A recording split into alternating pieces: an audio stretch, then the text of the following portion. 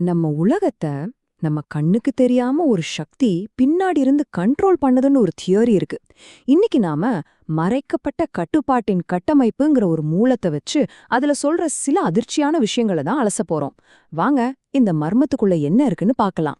பாருங்க, இந்த ஒரு கேள்வியோட தான் அந்த மூலம் ஆரம்பிக்குது. கேட்கறதுக்கு இது ஏதோ கான்ஸ்பிரசி தியரி மாதிரி இருக்கலாம் இல்லையா? ஆனா நம்ம வாழ்ற அந்த சமூகத்தோட அதிகார அமைப்பையே இது கேள்வி கேக்குது. நிஜமாவே அப்படி ஒரு குடும்பம் இருக்க முடியுமா? வாங்க, இன்னும் கொஞ்சம் ஆழமா போவோம். சரி, முதல் பகுதிக்கு வந்தாச்சு. ஒரு மறைக்கப்பட்ட சக்தி. இந்த மூலத்தோட கருத்துப்படி நம்ம கண்ணுக்கு தெரியற அதிகாரத்துக்கு பின்னாடி அதைவிட பெரிய ஒரு சக்தி ஒழிஞ்சிருக்கு. இந்த வாதத்தோட மையமே இதுதான். முதல்ல இந்த கண்ணுக்கு தெரியாத கண்ட்ரோல் எப்படிப்பட்டதுன்னு ஆராய்வோம். யார் அவங்க? எப்படி நம்மள ஆட்சி செய்றாங்க? இந்த படத்தை கொஞ்சம் பாருங்க. ஒரு பெரிய பிரமிட், அதுக்கு மேல ஒரு சிம்மாசனம். இதுதான் அந்த மூலத்தோட மொத்த சாராம்சமே. உண்மையான பவர்ங்கிறது கீழே இருக்கிற கோடிக்கணக்கான மக்கள் கையில இல்லையா? அதுக்கு பதிலா அந்த உச்சியில உட்கார்ந்திருக்கிற ஒரு சிலர்கிட்ட மட்டும்தான் குவிஞ்சிருக்கு. அப்படின்னா நாம நம்புற ஜனநாயகம், டெமோக்ரஸில வெறும் கண்டுடைப்பா? அடுத்த பகுதி கட்டுப்பாட்டின் கருவிகள். சரி, ஒரு சின்ன குரூப் கிட்ட இவ்ளோ பவர் இருக்குன்னு சொல்றோம். ஆனா அதை எப்படி அவங்க யூஸ் பண்றாங்க? இந்த மூலத்தின்படி அவங்க சக்தி சும்மா கிடைச்சதில்ல. சில குறிப்பிட்ட கருவிகளை பயன்படுத்தி ரொம்ப கவனமா அதை கையாள்றாங்க. இப்போ அந்த சக்தி வாய்ந்த கருவிகள் என்னென்னு பார்க்கலாம். இந்த ஆதிக்கத்துக்கு ரெண்டே ரெண்டு பில்லர்ஸ் தான் பேஸ்மெண்ட்னு அந்த மூலம் சொல்லுது.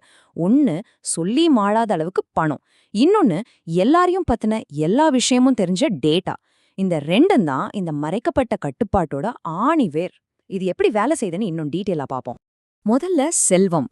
பணம் தான் உலகத்தை ஆட்டுவிக்குதுன்னா அப்புறம் எங்கிருந்து நம்பிக்கை வரும்னு அந்த மூலம் ஒரு கேள்வி கேக்குது. ரெண்டாவது, அதைவிட பவர்ஃபுல்லானது டேட்டா. அதாவது நம்ம ஒவ்வொருத்தரை பத்தின எல்லா தகவல்களும் அவங்க கிட்ட இருக்கு. ஆக பணமும் தகவலும் தான் இந்த காலத்தோட பெரிய ஆயுதங்கள்னு இந்த மூலம் சொல்லுது. பணம் பவரை வாங்கி கொடுக்கும்னா டேட்டா தான் அந்த பவரை டைரக்டா நம்ம மேல அப்ளை பண்ணுது.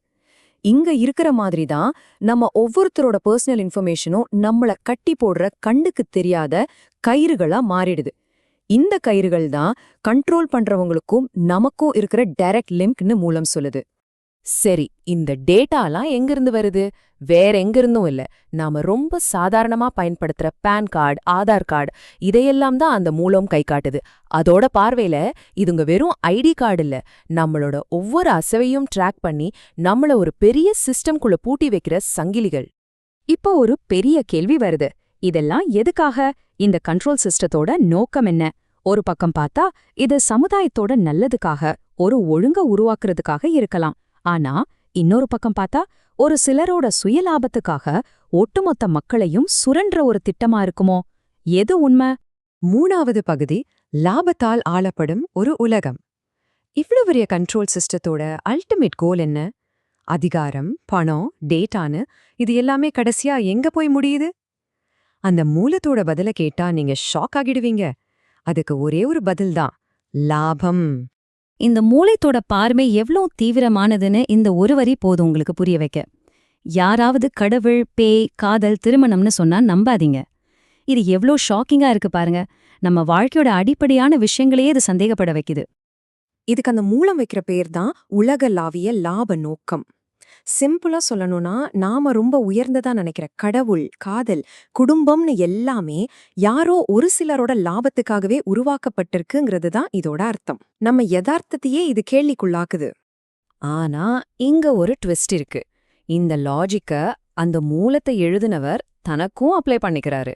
நானும் என் லாபத்துக்காக தான் இதையெல்லாம் சொல்றேன்னு அவரே ஒத்துக்கிறாரு.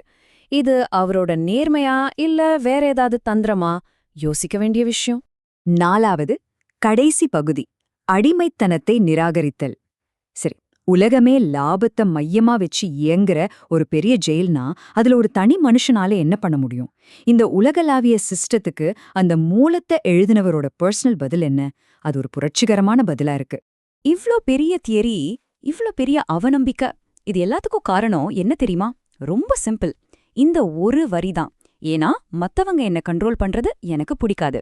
இந்த முழு தத்துவத்தோட ஆணிவேரே இந்த தனிப்பட்ட சுதந்திரத்துக்கான ஒரு தாகம்தான். முடிவா அந்த மூலம் நம்மகிட்ட கேக்குற கேள்வி இதுதான். நான் எதுக்காக இந்த உலகத்துல பிறந்தேன்? மத்தவங்களுக்காகவா, பணத்துக்காகவோ, இல்ல வேற ஏதோ ஒரு பொருளுக்காகவோ உழைக்கவா? இது வெறும் கேள்வி இல்ல, நம்ம ஒவ்வொருத்தருடைய வாழ்க்கையோட அர்த்தத்தையும் நம்ம சுதந்திரத்தையும் பத்தி நம்மளையே கேட்டுக்க வேண்டிய ஒரு சவால். இது எல்லாம் கேட்ட பிறகு உங்க பதில் என்னவா இருக்கும்? யோசிச்சு பாருங்க.